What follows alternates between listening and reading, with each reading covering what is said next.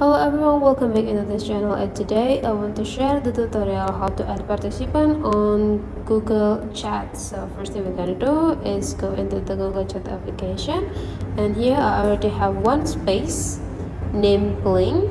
Let's open it, and now I want to add like more participant on this space. We can go into the add people, and now we can add them by adding or typing their email. For me, let's say